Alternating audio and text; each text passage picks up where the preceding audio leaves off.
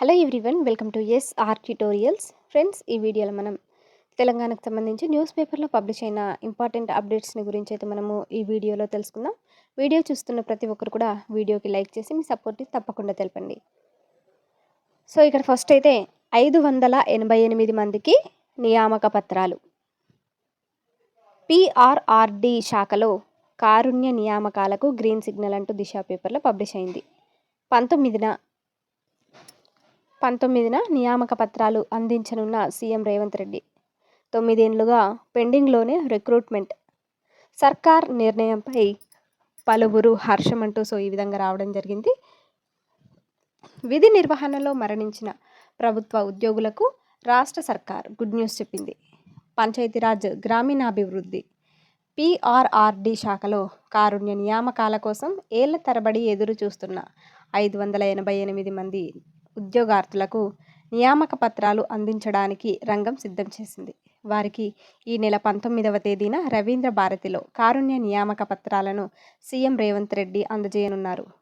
పిఆర్ఆర్డి పరిధిలో వివిధ కారణాల వల్ల ఉద్యోగాలు కోల్పోయిన వారి కుటుంబ సభ్యులకు ఉద్యోగ అవకాశాలు కల్పించేందుకు ముఖ్యమంత్రి రేవంత్తో పాటు మంత్రి సీతక్క ప్రత్యేక చొరవ తీసుకున్నారు. 2016 నుంచి పెండింగ్లో ఉన్న ఈ నియామకాల ఫైల్ను ఆర్థిక శాఖ క్లియర్ చేసింది. దీంతో 588 మందికి పోస్టింగ్లు ఇవ్వడానికి మార్గం సుగమమైంది. బాధితుల కుటుంబాలకు న్యాయం చేయడానికి ప్రభుత్వం ఈ నిర్ణయం తీసుకోవడంతో పిఆర్ ఉద్యోగులతో పాటు మరికొందరు హర్షం వ్యక్తం చేస్తున్నారు అంటూ ఈ విధంగా ఇచ్చారు. మృతుని కుటుంబంలో ఒకరికి కారుణ్య నియామకం కింద ఉపాధి కల్పించాల్సి ఉంటుంది. ఇది ఇలా ఉంటే పంచాయతీరాజ్ శాఖలో కారుణ్య నియామకాల భర్తీలో తీవ్ర జాప్యం అవుతోంది. ఇతర శాఖల్లో కొత్త పోస్టులు కేటాయించి భర్తీ చేయగా పిఆర్ఆర్డీలో 9 ఏళ్లుగా నిర్లక్ష్యం చేశారు. కొన్నేళ్లుగా వివిధ కారణాలతో మృతి చెందిన జడ్పీ, మండల పరిషత్ పాఠశాలల ఉపాధ్యాయులు, స్థానిక సంస్థల ఉద్యోగుల వారసులకు కావాల్సినటువంటి పోస్టింగ్లు నిలిచిపోయాయి అంటించారు. అదేవిధంగా గత ప్రభుత్వం నిర్లక్ష్యం చేసింది అంటూ కూడా మనకైతే రావడం అయితే జరిగింది. ఇక నెక్స్ట్ అప్డేట్ చూద్దాం. పంచాయతీరాజ్ మున్సిపల్ శాఖల్లో కారుణ్య నియామకాలకు లైన్ క్లియర్ అంటే దీనికి సంబంధించి మనకి ఇక్కడ కూడా అయితే రావడం జరిగిందనమాట. ఈ విధంగా అయితే 2016 నుంచి వీరంతా పంచాయతీరాజ్ శాఖలో కారుణ్య నియామకాల కోసం ఎదురు చూస్తున్నారు. ఈ విషయంలో గ్రామీణాభివృద్ధి శాఖ మంత్రి సీతక్క ప్రత్యేక చొరవ తీసుకోవడంతో ఆర్థిక శాఖ నియామకాలకు అనుమతి ఇచ్చిందంటూ ఈ విధంగా అయితే వచ్చిందనమాట. నెక్స్ట్ అప్డేట్ చూద్దాం. గ్రూప్ 1 ఫలితాల్లో కుట్ర. తెలుగు మీడియం విద్యార్థులకు మొండి చెయ్యి. ఇంగ్లీష్ మీడియం వారికే ర్యాంకులు. టాప్ 100 ర్యాంకులన్నీ వారే. జనరల్ ర్యాంకు లిస్టును ప్రకటించని కమిషన్.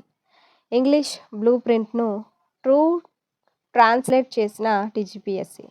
మెయిన్స్లోని తెలంగాణ పేపర్ను ఆంధ్ర ప్రొఫెసర్స్తో వాల్యుయేషన్.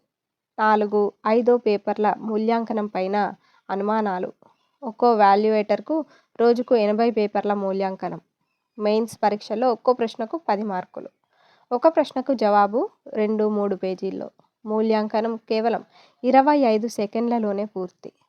5 ప్రశ్నలకు 6 నిమిషాలు మాత్రమే. మెయిన్స్ లాంటి పరీక్షల్లో మూల్యాంకనానికి 6 నిమిషాలు సరిపోతాయా? ఇంగ్లీష్ మీడియం వారికి మాత్రమే న్యాయం, విద్యార్థులకు తీవ్ర అన్యాయం అంటూ ఈ విధంగా అయితే రావడం జరిగింది దిశ పేపర్లో. దీని గురించి చూస్తే గ్రూప్ 1 ఫలితాల్లో కుట్ర జరిగిందా?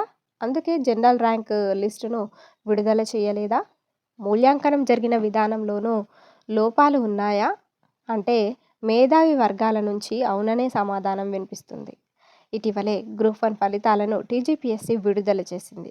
దాంట్లో ఎవరికైనా అనుమానాలు ఉంటే రీకౌంటింగ్కు దరఖాస్తు చేసుకోవచ్చని కమిషన్ చైర్మన్ బుర్రా వెంకటేశం వెల్లడించారు. కానీ సాధారణ ర్యాంకు జాబితాను విడుదల చేయకపోవడంపై అనేక అనుమానాలు వ్యక్తమవుతున్నాయి.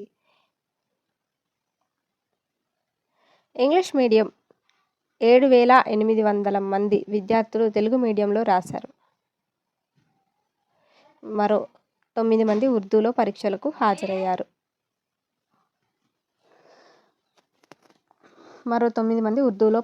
హాజరయ్యారు. ఇక్కడ వచ్చిన సమస్య ఏంటంటే టీజీపీఎస్సీ కమిషన్ మెయిన్స్ పేపర్ వాల్యుయేషన్కు సంబంధించిన బ్లూ ప్రింట్ను ఇంగ్లీష్లోనే రూపొందించారు. దాన్ని ఉన్నది ఉన్నట్లుగానే తెలుగులో ట్రాన్స్లేట్ చేశారు. ఉదాహరణకు గూగుల్ ట్రాన్స్లేట్ ఇంగ్లీష్ నుంచి తెలుగులోకి చేస్తే అనువాదం చేస్తే ఎలా వస్తుందో అలాగే ఇంగ్లీష్ బ్లూ ప్రింట్కు తెలుగు నకలును రూపొందించింది. అదే తెలుగు మీడియం విద్యార్థుల కొంప ముంచుతుంది. బ్లూ ప్రింట్లో ట్రాన్స్లేట్ చేస్తే అర్థమయ్యే పరిస్థితి ఉండదు.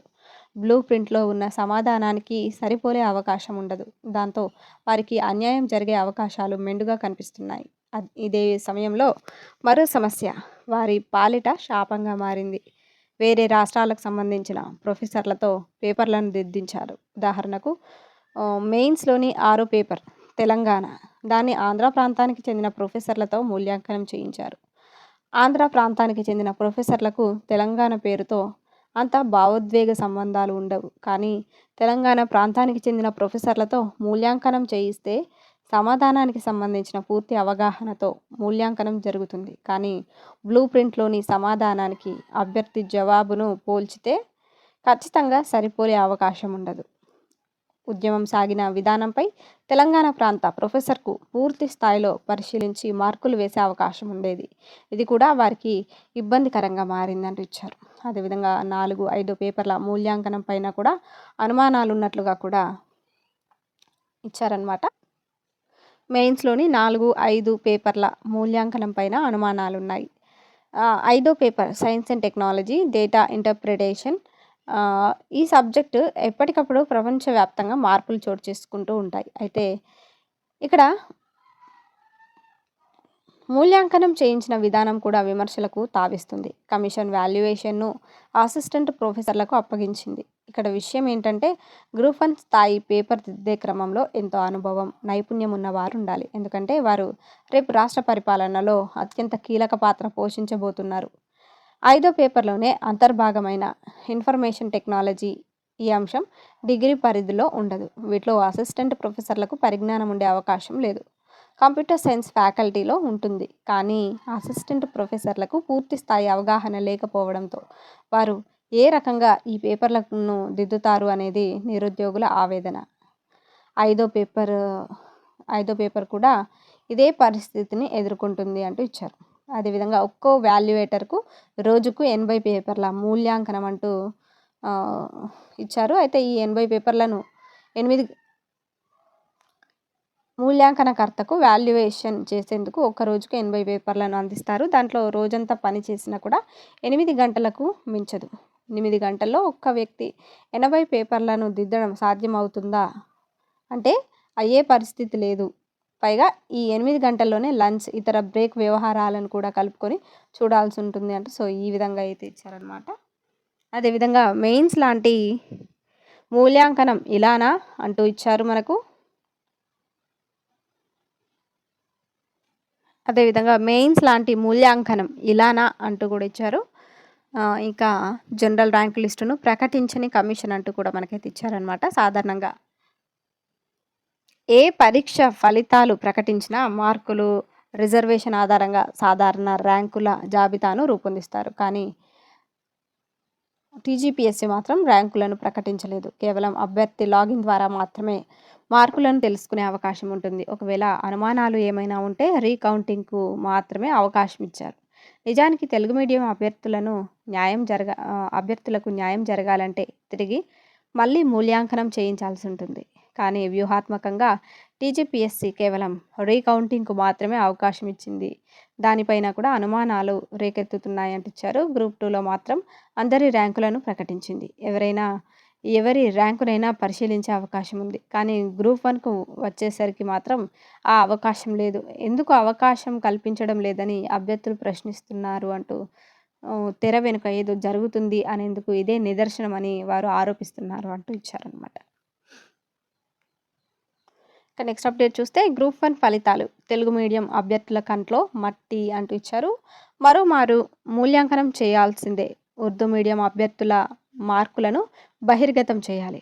మీడియం వారీగా ర్యాంకింగ్ ప్రకటించాలి. పట్టభద్రుల ఎమ్మెల్సీ అభ్యర్థి ప్రసన్న హరికృష్ణ కోరినట్లుగా ఇచ్చారు. వ్యాపంను మించి గ్రూప్ 1లో స్కామ్ జరిగింది అంటూ తెలంగాణ విటల్ ఈ విధంగా అన్నారనమాట. అదేవిధంగా టీజీపీఎస్సీ తీరుపై విద్యావంతుల ఫైర్ అంటూ సో దీనికి సంబంధించి మనకు ఇక్కడ కూడా ఇవ్వడం అయితే జరిగింది. వీడియో నచ్చినట్లయితే వీడియోని లైక్ చేసి మీ సపోర్ట్ని తప్పకుండా తెలపండి. Thank you.